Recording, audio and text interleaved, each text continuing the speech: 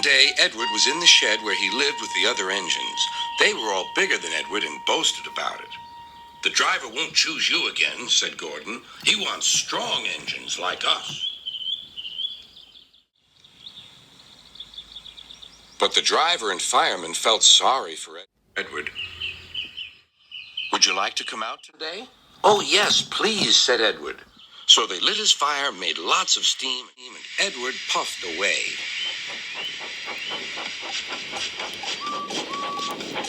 The other engines were very cross at being left behind.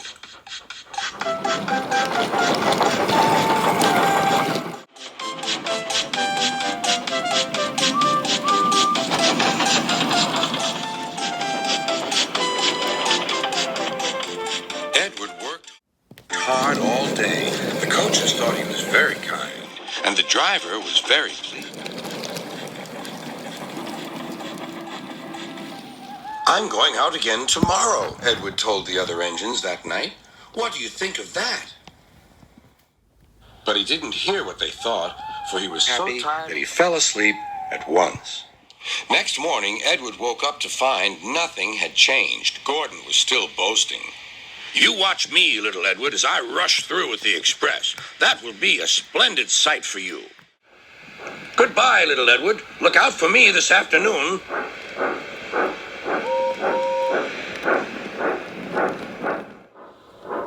Edward went off to do some shunting.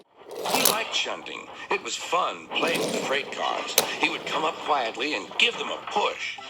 Then he would stop, and the silly freight cars would go bump into each other.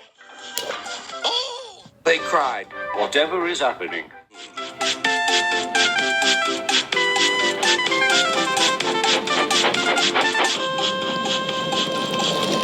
Edward played till there were no more freight cars. Then he stopped to rest. Presently, he heard a whistle. Gordon was cross. Instead of nice shining coaches, he was pulling a dirty freight train. "A freight train, a freight train, a freight train," he grumbled. "The shame of it, the shame of it, oh, the shame of it." Edward laughed and went to find some more freight cars. Then there was trouble. "Gordon can't get up the hill," the porter called to Edward's driver. "Will you take Edward and push him, please?"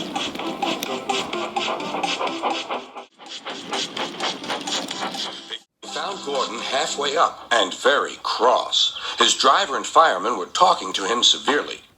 "You're not trying." "I can't do it," said Gordon. "The noisy freight cars hold an engine back so." Edward's driver came up.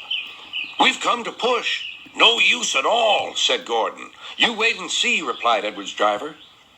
They brought the train back to the bottom of the hill.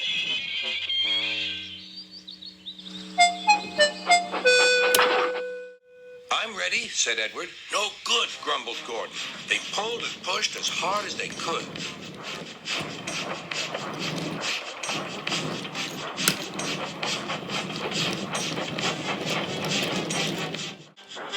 "I can't do it! I can't do it! I can't do it!" puffed Gordon. "I will do it! I will do it! I will do it!" puffed Edward. Edward pushed and puffed and pushed as hard as ever he could. And almost before he realized it, Gordon found himself at the top of the hill. "I've done it! I've done it! I've done it!" he said proudly. He forgot all about kind Edward and didn't say thank you. Edward was left out of breath and far behind, but he was happy because he had been so helpful. At the next station, he found that the driver and fireman were very pleased with him. The fireman gave him a nice long drink, and the driver said, "I'll get out my paint tomorrow and give you a beautiful coat of blue with red stripes. Then you'll be the smartest engine in the shed."